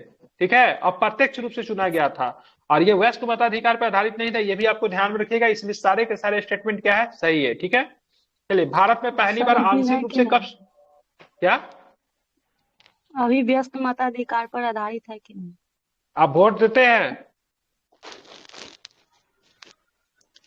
अरे वोट देते हैं कि नहीं? कभी वोट दिए हैं? नहीं दिया है। तो कोई आदमी वोट देता है ना, तो अभी के जो है वयस्क मताधिकार पे आधारित है, ठीक है, इसको यूनिवर्सल सफरिंग कहते हैं, ठीक है, सर्फिंग कहते हैं। ये वयस्क मताधिकार अभी है। अब वोट दो तरीके से होता है, ठीक है। अभी जो हमारे जो रिप्रेजेंटेटिव चुने जाते प्रत्यक्ष रूप से होता है, अप्रत्यक्ष रूप से होता है। आप वोट को कास्ट करते हैं, उसके बाद जो आपके कास्ट के माध्यम से, आपका वोट कास्टिंग के माध्यम से जो रिप्रेजेंटेटिव जो चुने जाते हैं वो प्रत्यक्ष रूप से चुने जाते हैं। जैसे कौन कौन चुने जाते हैं? विधानसभा के सदस्य, लोकसभा के सदस्य क्या होगा? प्रत्यक्ष रूप से चुने जाने वाला है, ठीक है। पंचायत में जो वोट करते हो प्रत्यक्ष रूप से चुने जाते हैं, ठीक है। लेकिन बहुत सारे जो आपके रिप्रेजेंटेटिव जो होते हैं अप्रत्यक्ष रूप से चुने, जैसे प्रधानमंत्री वोट में खड़ा नहीं होता है, राष्ट्रपति चुनाव में खड़ा नहीं होता है। आप जिस रिप्रेजेंटेटिव को चुनते हैं, लोकसभा के सदस्यों को चुना, विधानसभा के सदस्यों को चुना, उनके आधार पे बहुमत दल का नेता प्रधानमंत्री होता है। तो संसदों के माध्यम से चुना जाता है, लोकसभा के सदस्यों के माध्यम से चुना जाता है। और लोकसभा के सदस्यों को कौन चुनते हैं? आप चुनते हैं। तो प्रधानमंत्री अप्रत्यक्ष रूप से मतलब क्या होते हैं? नियुक्त किए जाते हैं, ठीक है, ध्यान में रखेंगे। राष्ट्रपति का भी अप्रत्यक्ष रूप से चुनाव होता है, लेकिन किस देश के राष्ट्रपति का प्रत्यक्ष रूप से चुनाव होता है, अगर ऐसा प्रश्न कभी पूछेगा तो अमेरिका के राष्ट्रपति प्रत्यक्ष रूप से चुने जाते हैं। मतलब जनता को अगर चुनना है तो ट्रंप और बाइडेन में से किसी एक को वोट कर सकता है, ठीक है, क्योंकि अमेरिका में किस प्रकार का शासन व्यवस्था है, तो वहां पे प्रेसिडेंटल रूल आपको देखने को मिलता है, ठीक है ना। तो वहां पे जो होते हैं प्रेसिडेंट, उनको प्रत्यक्ष रूप से चुना जाता है। कि भारत के प्रेसिडेंट को अप्रत्यक्ष रूप से चुना जाता है, ठीक है। पहली बार संविधान में आंशिक रूप से कब संविधान को लागू किया गया, तो क्या बताएंगे? 26 नवंबर 1949 को, ठीक है। 26 नवंबर 1949 को संविधान को आंशिक रूप से लागू किया गया। संविधान को पूर्ण रूप से लागू की बात करेंगे तो 26 जनवरी 1950 को लागू किया गया, और इसी दिन हम लोग डोमिनियन स्टेट से मुक्त मिल गया, ठीक है। 1950 तक भारत डोमिनियन स्टेट ही था, ठीक है, 1950 तक, ठीक है, ध्यान में रखेंगे। अब यहाँ पे देखोगे जैसे इस समय कौन कौन से आर्टिकल्स के लागू करिए, 5, 6, 7, 5, 6 लिख दे रहा हूं, ठीक है। देखिएगा, 5 को लागू किया गया, 6 को लागू किया गया, 7 को लागू किया गया, 8 को लागू किया गया, 9 को लागू किया गया। देश में 60 को लागू कर दिया गया। देश में क्या करवाना है? चुनाव करवाना है, तो चुनाव करवाने के लिए 324 को लागू किया गया, 366 को लागू किया गया, ठीक है, 367 को लागू किया गया, 379 को लागू किया गया, ठीक है, 380 को लागू किया गया, 388 को लागू किया गया, ठीक है, 391 को लागू किया गया, 392 को लागू किया गया, ठीक है। उसके बाद 393 को लागू किया गया। और सारे आर्टिकल को शायद लागू किया गया था 394 को आधार बना के लागू किया गया था, ठीक है। तो कहीं पे इसको काउंट करता है, कहीं पे इसको नहीं काउंट करता है। कितना हो गया टोटल आर्टिकल? तो टोटल 16 अनुच्छेद देता है। 16 अनुच्छेद को लागू किया। 1, 2, 3, 4, 5, 6, 7, 4, 3, 7, 8, 9, 10, 11, 12, 13, 14, 15, 16, ठीक है। तो 16 आर्टिकल्स को टोटल क्या कर दिया गया? लागू कर दिया गया, ठीक है, 26 जनवरी 1949 को। आर्टिकल्स याद रख ले, एग्जाम में पूछ देगा 26 जनवरी 1949 को इनमें से किस अनुच्छेद को लागू नहीं किया गया था। तो 5, 6, 7, 8, 9, 60 और 324, 366, 367 लगातार है, 379, 380 लगातार है, 388, 391, ठीक है, ध्यान में रखेंगे। बिल्कुल, 92, 93, 94 लगातार ही है, ठीक है। बस याद करना, 92, 93, 94 तो लगातार है, 91, 92, 93, 94 लगातार ही है, 79, 80 लगातार ही है, 66, 67 लगातार ही है, 5 से लेकर 9 तक लगातार ही है। याद क्या रखना है? तो 60 और 324 को याद रखिए, और एक आपको 388 को याद रखिए, ठीक है। बस इतना ही को याद रखिए, आपका काम क्या है, चल जाएगा, ठीक है। और मैं आर्टिकल्स वगैरह सबको एक्सप्लेन तो करूंगा ही, ठीक है। ये तो बस डेमो आपको दिखा रहे हैं, ठीक है। बाकी इसको लेकर जो जितना भी बेहतर क्लास जो होगा सब कुछ आपको वहीं पे होगा, ठीक है। संविधान सभा में शामिल महिलाओं के निम्न में से कौन सी शामिल नहीं थी? बताइए, इनमें से कौन जो महिला? सबसे पहले आप हमें ये बताओ, संविधान सभा महिलाओं की संख्या कितनी थी? 15 होगा।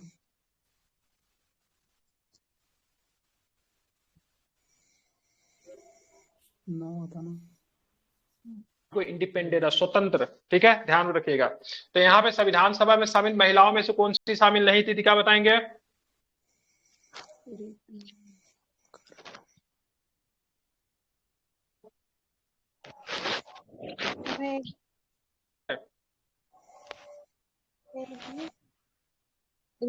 रेडियो संचालन, रेडियो प्रसारण के लिए, रूप से रेडियो संचालित करने के लिए उषा मेहता जानी जाती है, ठीक है, ध्यान में। एनी मस्करिनी, रेणुका राय, नीमा बनर्जी, देखिए कितनी महान है, आप लोग भी इनमें से कुछ बनिए, ठीक है। भारत को एक बार फिर से गुलाम बनाइए, फिर से संविधान सभा गठन किया जाएगा, तो उसमें आप लोग बनिएगा सदस्य, ठीक है। सरोजनी नायडू, राजकुमारी अमृत कौर जी, इनको राजकुमारी कहलाना पसंद नहीं था। हंसा मेहता, श्रीमती दुर्गाबाई, बेल्यादून, अम्मू स्वामीनाथन, मालती चौधरी, लीला राय, ये सारे के सारे संविधान सभा की महिलाएं थी। इसमें से एक ही महिलाओं को मंत्री पद दिया गया था। कौन सी महिला थी जिनको मंत्री पद मिला था? राजकुमारी अमृता कौर। को मंत्री पद मिला था, और जीवन भर एक ही मंत्री पद पे कार्य करने वाले भी बने। जब तक रही मंत्री में तब तक स्वास्थ्य मंत्री ही रही, ठीक है, ध्यान में रखेंगे, राजकुमारी अमृत कौर जी, ठीक है। चलिए, भारतीय अधिराज्य के लिए संविधान सभा को कब संप्रभु संविधान घोषित किया गया? कब किया गया? 14 अगस्त को सर 1947। अगस्त 1947 को संप्रभु। इससे पहले हम लोग क्या थे? इससे पहले हम लोग डोमिनियन स्टेट के तौर पे गुलाम बोल सकते हैं, लेकिन हम लोग भारतीय अधिराज्य के लिए संविधान सभा को संप्रभु संविधान सभा घोषित कर दिया गया 14 अगस्त 1947। इससे पहले हमारा संविधान सभा संप्रभु नहीं था, लेकिन डोमिनियन स्टेट तो अभी तक हम लोग रहेंगे, ठीक है। अभी तक ही हम लोग डोमिनियन स्टेट कब तक रहेंगे? 26 जनवरी 1950 तक रहेंगे, ठीक है। 1950 तक, जी सर। संविधान सभा की पहली बैठक में कितने सदस्य शामिल हुए थे? पहली बैठक की बात हो रही है, ध्यान रखिएगा। तो 7 की 9 211 थे 211, ठीक है। अब बात करें मुस्लिम लीग के कितने सदस्य बैठक में शामिल थे? 7 सदस्य, 12 सदस्य, 15 सदस्य, कितना?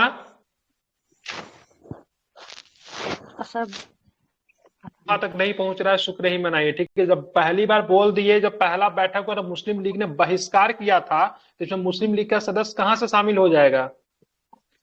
मुस्लिम लीग ने संविधान सभा के बैठक का बहिष्कार किया था, तो मतलब ही नहीं बनता सब मुस्लिम लीग का कोई सदस्य शामिल होगा। ध्यान रखिएगा, हमेशा ये प्रश्न पूछा जाता है कंफ्यूजिंग करने के लिए। ऊपर भी ये प्रश्न आया था, फिर भी आप लोग गलती कर रहे हैं, ठीक है। संविधान सभा की पहली बैठक में मुस्लिम लीग ने बहिष्कार किया था, ठीक है, ध्यान में रखेंगे।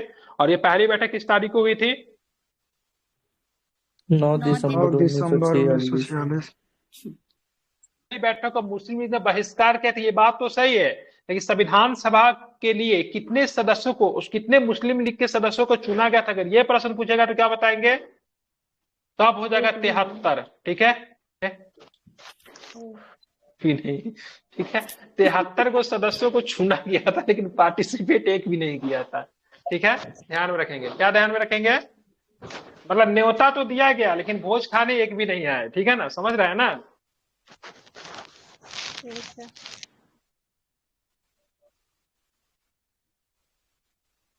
चलिए, निम्नलिखित में से किस देश के तर्ज पे संविधान सभा के सबसे वरिष्ठ सदस्य डॉक्टर सचिदानंद सिन्हा को संविधान सभा का अस्थायी अध्यक्ष चुन लिया गया? ध्यान में रखेंगे, फ्रांस के तर्ज पे इनको चुन लिया गया, सबसे मतलब वरिष्ठतम सदस्य को मतलब क्या चुन लिया गया? अध्यक्ष चुन लिया गया, ठीक है, ध्यान में रखेंगे। उपाध्यक्ष की बात करेंगे तो उपाध्यक्ष किसे बनाया गया संविधान सभा का? HC मुखर्जी साहब, ठीक है। 2 उपाध्यक्ष बने थे, दोनों का नाम बताइए। VT Krishna TT Krishnamacharya. BT, TT नहीं, बीटी, ठीक है, ब्रिटी, ठीक है, कृष्णामाचारी, ठीक है। 2 उपाध्यक्ष बने थे, ध्यान में रखिएगा। उपाध्यक्ष का नाम जरूर पूछता है, ठीक है, अध्यक्ष तो सबको याद रहता है, ठीक है, ध्यान में रखना है, ठीक है।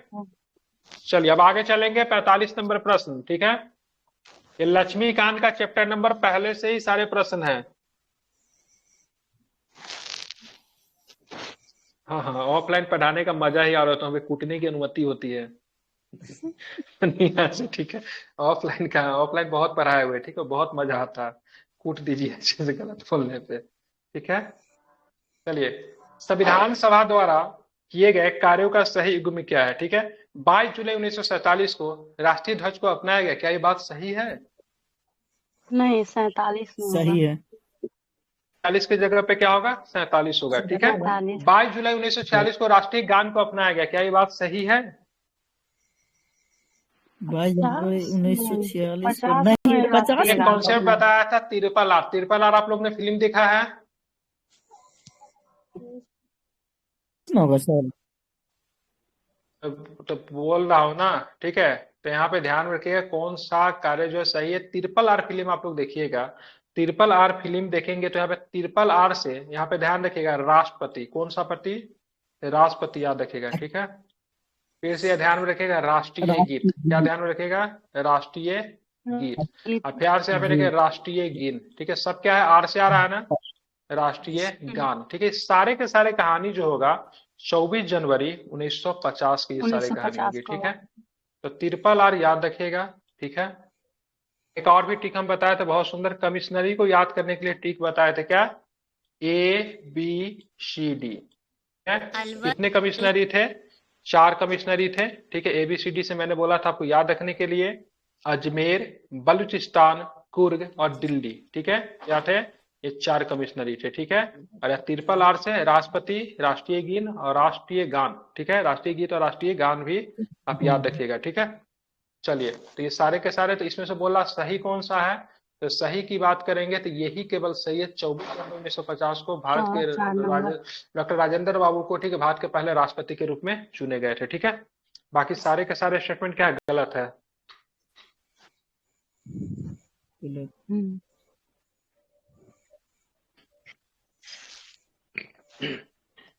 46 नंबर प्रश्न देखेंगे जरा। संविधान सभा की प्रारूप समिति के संदर्भ में निम्न कथनों पे आपको विचार करना है।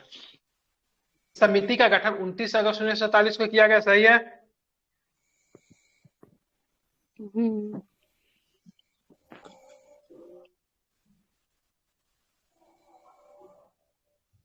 प्रारूप समिति के सदस्य BL मित्र के त्याग पत्र देने के बाद उनके स्थान पर TT कृष्णाचारी को समिति का अध्यक्ष बनाया गया, ये सही है कि गलत है।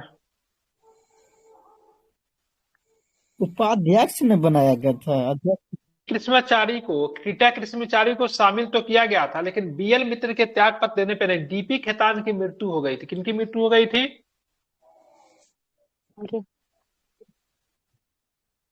साहब के जगह पे, ठीक है, TT कृष्णाचारी आए थे, ठीक है। एक BT कृष्णाचारी थे, TT कृष्णाचारी, याद रखिएगा। BT कृष्णाचारी अगर पूछेंगे तो क्या होगा, संविधान सभा का उपाध्यक्ष, गलती मत कर दीजिएगा, VT है, VT।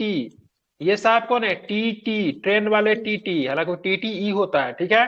तो TT कृष्णाचारी जो थे संविधान सभा के प्रारूप समिति में शामिल नहीं थे, लेकिन DP खेतान साहब निकल लेते हैं और उनके बाद मतलब कि कौन आते हैं, तो TT कृष्णाचारी आते हैं। जबकि BT कृष्णाचारी कौन थे, तो संविधान सभा का उपाध्यक्ष थे, किनके साथ, SC मुखर्जी के साथ, ठीक है।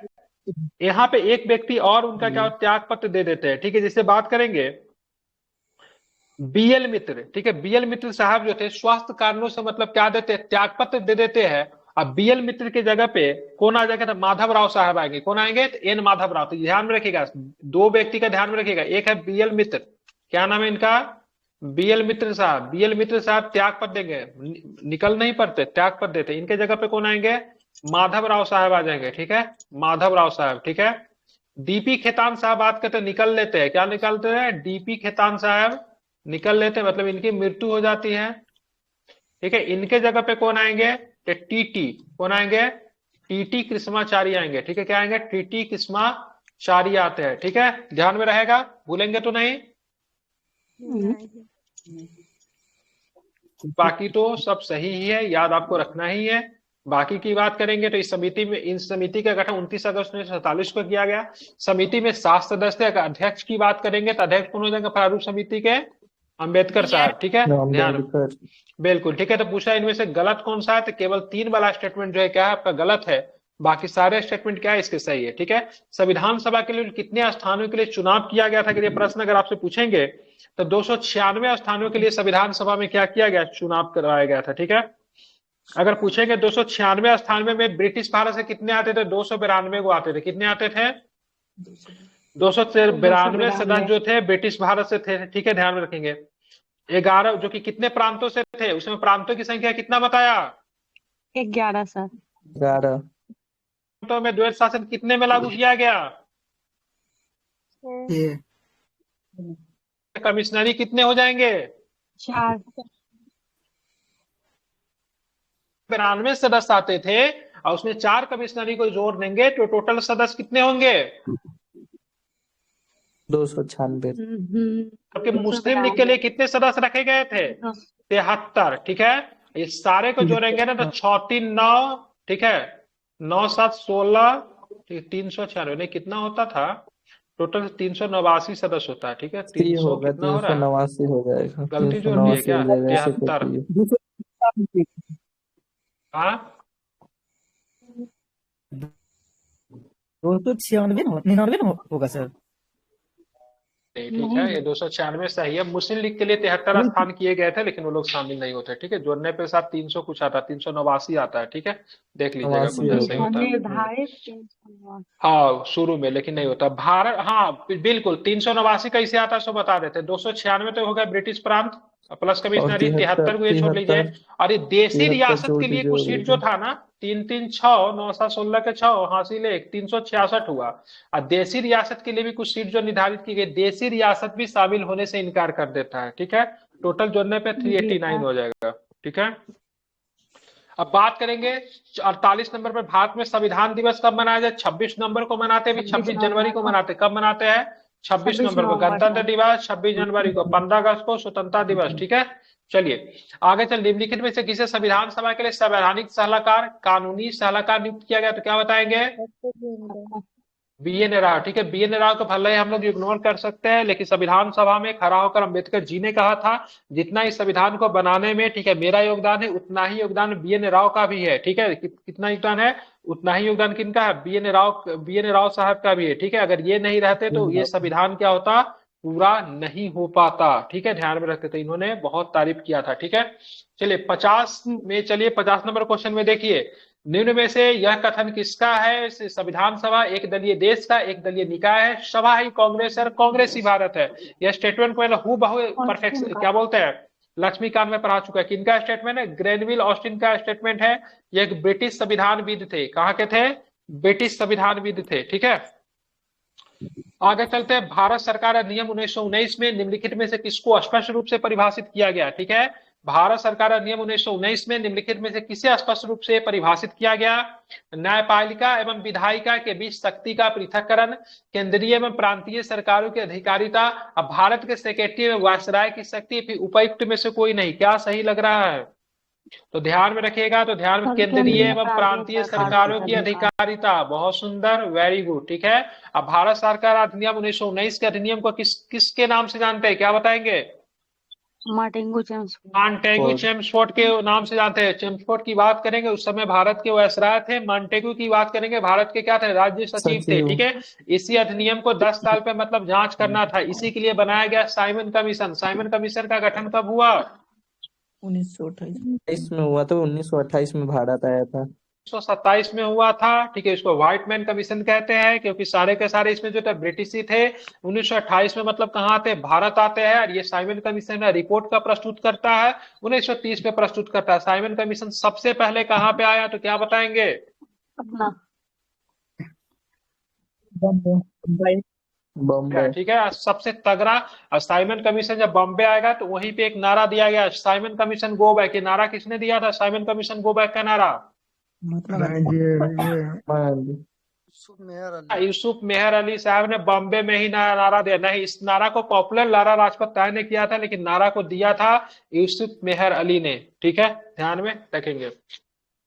चलिए अब बात करें, इतना सारा प्रश्न आपको बता, इनका तगड़ा विरोध कहाँ पे होता है, लाहौर में तगड़ा विरोध होता है। लाहौर किनका घर था, तो किनका था, लाला लाजपत राय का गृह था लाहौर। लाहौर में इसका मतलब क्या होता है, बहुत ही तगड़ा मतलब क्या होता है, विरोध आपको देखने को मिलता है, ठीक है।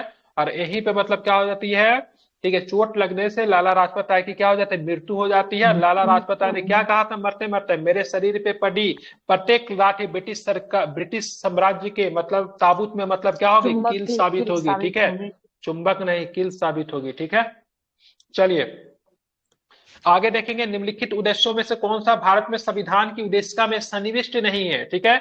भारत के संविधान की उद्देशिका में क्या सन्निविष्ट नहीं है, क्या बताएंगे, तो आर्थिक स्वतंत्रता की बात नहीं है, ठीक है, आर्थिक स्वतंत्रता नहीं है, विचार की स्वतंत्रता है, अभिव्यक्ति की स्वतंत्रता, विश्वास की स्वतंत्रता है, उपासना की स्वतंत्रता है। कितने प्रकार की स्वतंत्रता है, विचार की स्वतंत्रता, अभिव्यक्ति की स्वतंत्रता, विश्वास की स्वतंत्रता, उपासना की स्वतंत्रता, कितने, 5 ही है ना, विचार 5 हो जाएगा, उपासना।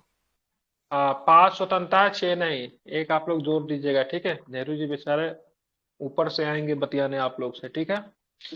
इस बार में प्रस्तावना का संविधान का भाग माना गया। ये प्रश्न एग्जाम में गलती कर रहा है, बहुत गुस्सा आ रहा अभी भी हमको इसको देख के। रिजल्ट न होने की वजह से ये भी एक क्वेश्चन है, ठीक है। बताइए।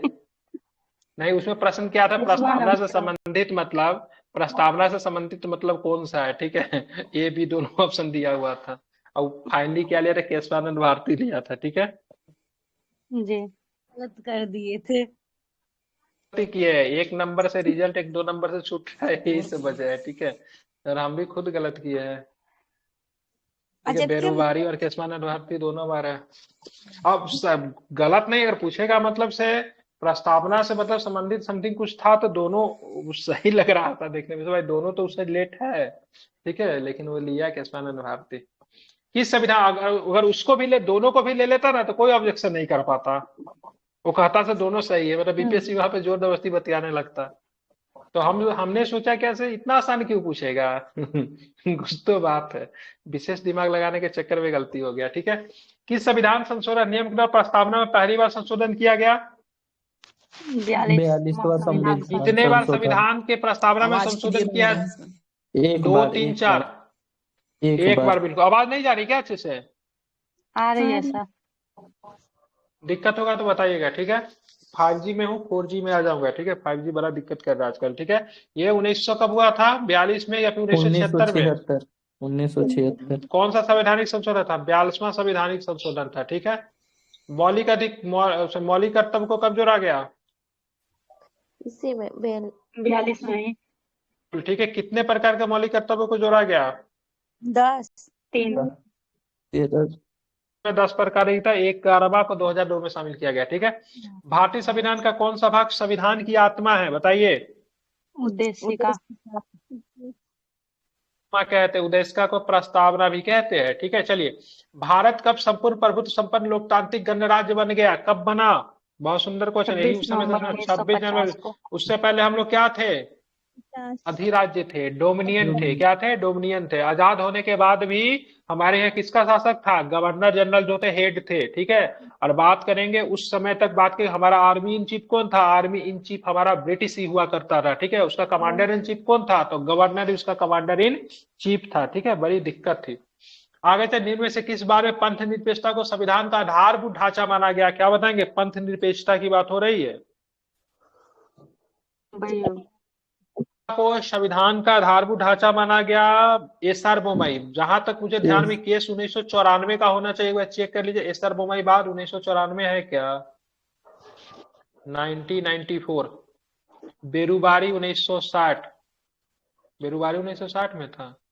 केशवानंद भारती 1973। गोपाल बाद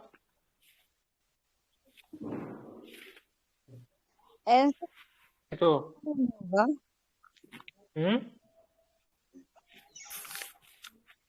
बताइए।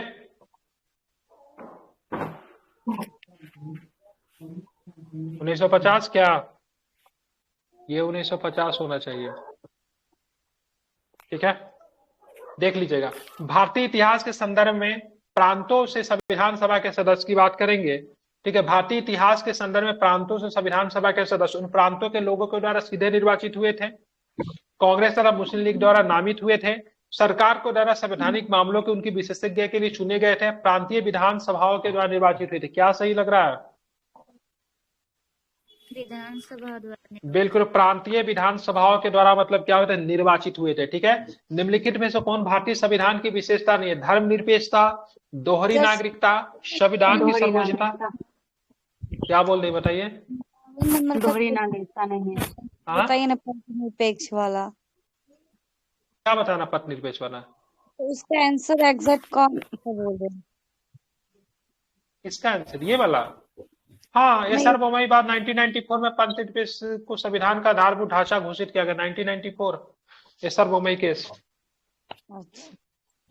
एसआर बोमई बाद, ठीक है।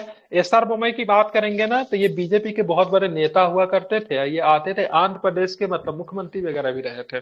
इसी का बेटा भी कोई बोमई होगा ना, अभी आंध्र प्रदेश के साथ मुख्यमंत्री भी था कुछ दिन पहले तक, अभी साल हट गया।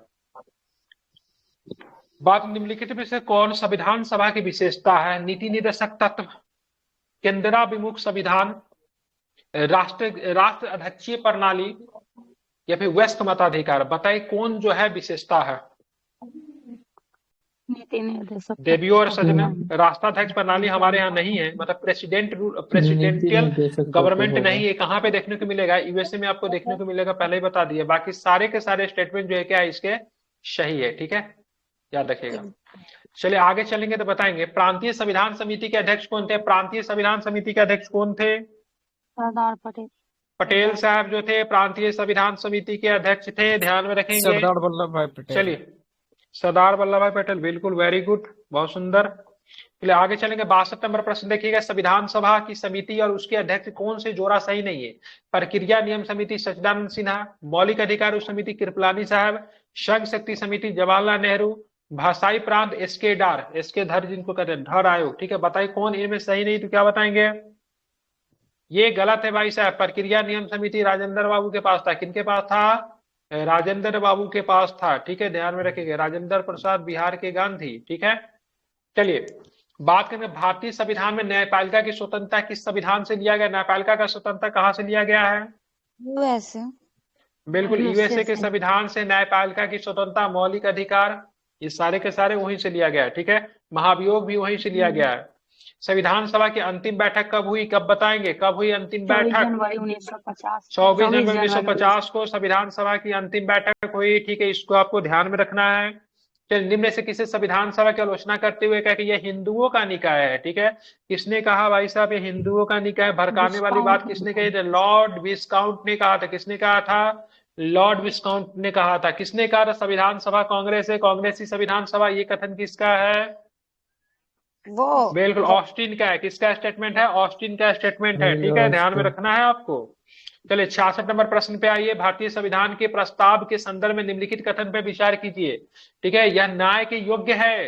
भारत के प्रथम राष्ट्रपति ने प्रस्तावना को संविधान का हिस्सा माना है। प्रस्तावना में अभी तक मात्र 2 बार संशोधन किया गया। बताइए निम्नलिखित से कौन सा कथन गलत है, तो क्या बताएंगे? 3 तो गलत है सर, एक ही बार हुआ। दोनों गलत है, ठीक है, ये न्याय योग्य है, ठीक है, ध्यान में रखेंगे। प्रस्तावना जो होता है भारतीय संविधान के प्रस्ताव के संदर्भ में, प्रस्तावना के संदर्भ में न्याय योग्य नहीं होगा। मतलब प्रस्तावना को आप न्यायालय में नहीं ले जा सकते हैं, न्यायालय में उस पर डिबेट नहीं कर सकते हैं, जस्ट लाइक डीपीएसपी, ठीक है। तो ये न्याय योग्य नहीं है। प्रस्तावना में अभी तक केवल 2 बार संशोधन नहीं किया गया भाई, क्या किया गया है? केवल एक बार संशोधन किया गया है, ठीक है। इसलिए 1 और 3 स्टेटमेंट क्या हो जाएगा? गलत हो जाएगा, ठीक है। चलिए 67 नंबर प्रश्न आइए। 67 नंबर प्रश्न देखिए क्या है। चलिए भारत के संविधान सभा ने 31 दिसंबर 1947 को राज्यवार सदस्यता में बिहार के कितने सदस्य शामिल थे? बताइए संविधान सभा में बिहार के कितने सदस्य शामिल थे? बताएंगे कितने सदस्य शामिल थे बिहार के?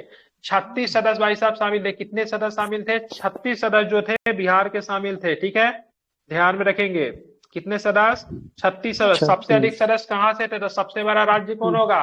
उत्तर प्रदेश सबसे बड़ा राज्य, यहाँ से 55 को सदस्य को शामिल किया गया। कितने सदस्य को?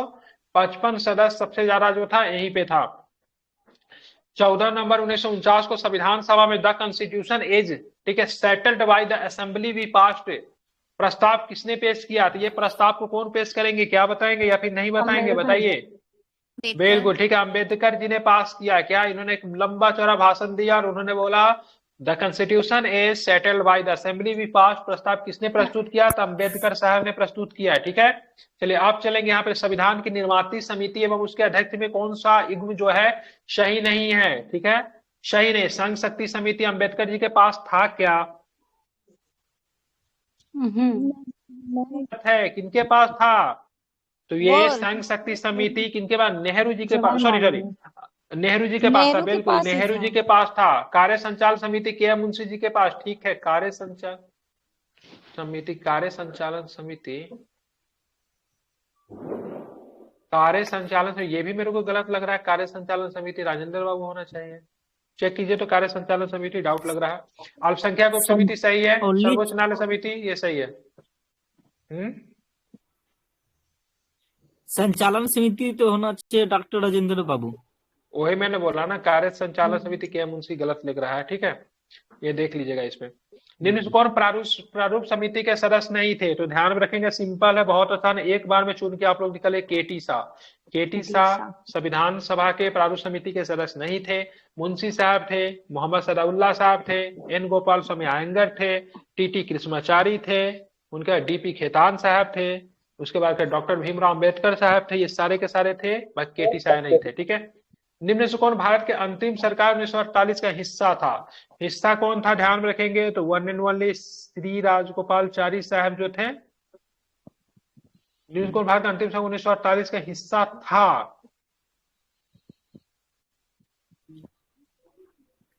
कहाँ गए? राजगोपालचारी तो है, तो यहाँ पे अंतरिम सरकार 1946 में होगा सर। और बिल्कुल, तो ये सारे के सारे 46 में नहीं शामिल थे।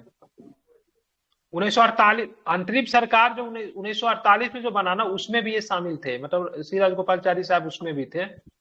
बाकी ये सब तो था ही, लेकिन ये भी थे 1947। अंतरिम, अरे अंतिम सरकार में तो स्वतंत्र भारत का पहला मंत्रिमंडल। अरे अंतरिम सरकार में श्री राजगोपालचारी थे ना, कि नहीं थे? जी हाँ, शिक्षा एवं कला थे।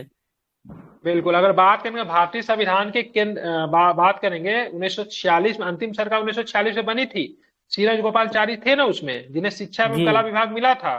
और स्वतंत्र भारत के, ठीक है, स्वतंत्र भारत के यहाँ पे स्वतंत्र भारत के जो मंत्रिमंडल बनता उसमें श्री राजगोपालचारी नहीं थे। ठीक है, ये नहीं थे। मतलब यहाँ पे पूछना चाहिए निम्न से कौन अंतिम सरकार 1948 का हिस्सा नहीं था। ये प्रश्न थोड़ा उल्टा कर, बाकी ये भी थे, ये भी थे, ये भी, इनको कानून मिला था, इनको शिक्षा मिला था, इनको खाद्य मंत्रालय सद मिला था इनको। ठीक है, खाद्य ऊर्जा आपूर्ति समथिंग, ये नहीं थे। आपूर्ति, खाद्य एवं आपूर्ति, ये गलत कर दिया, पर यहाँ पे नहीं होना चाहिए। भारतीय संविधान में संयुक्त अमेरिका के संविधान से कौन नहीं लिया गया है? बताएंगे क्या नहीं लिया गया है? तो केंद्र राज्य संबंध की बात करेंगे तो हमारा केंद्र क्या है? सशक्त है। ये कनाडा से लिया गया, ध्यान में रखिएगा। बाकी सारा का सारा जो है यूएसए उडेस्का का विचार, लेकिन उडेस्का की भाषा की बात करेंगे ऑस्ट्रेलिया से लिया गया। उडेस्का प्रस्तावना को बोलेंगे, न्यायिक पुनरीक्षण है, मौलिक अधिकार है। ठीक है, आगे चलेंगे, बताएंगे। समवर्ती सूची कहाँ से होगा? ऑस्ट्रेलिया हो जाएगा। विधि द्वारा स्थापित प्रक्रिया कहाँ से होगा? विधि द्वारा स्थापित प्रक्रिया कहाँ से होगा? जापान होगा। लेकिन विधि का शासन कहाँ से होगा? ब्रिटेन से होगा। राष्ट्रपति महाभियोग यूएसए से होगा। ठीक है, आप इसको ध्यान में रखेंगे। अपनी राष्ट्रवादी प्रक्रिया में भारतीय संविधान के निर्माताओं ने अल्पसंख्यकों के हितों तथा भावनाओं को महत्व को कम करके आका, ये कथन किसका है? क्या बताएंगे? आइवर जेनिंग्स का स्टेटमेंट है। किसका है? आरवी जेनिंग्स का स्टेटमेंट है। ठीक है, निम्नलिखित में से कौन सा कथन गलत है? तो क्या बताएंगे? तो संविधान सभा की प्रथम बैठक डॉक्टर राजेंद्र प्रसाद की अध्यक्षता में संपन्न हुई थी। सारा गलत है, क्योंकि वहां पे कौन चुने गए थे? सच्चिदानंद सिन्हा चुने गए थे। ठीक है, तो ध्यान में रखें। इसी के तरह आपका क्या होता है, पहला सेट का एक्सप्लेनेशन समाप्त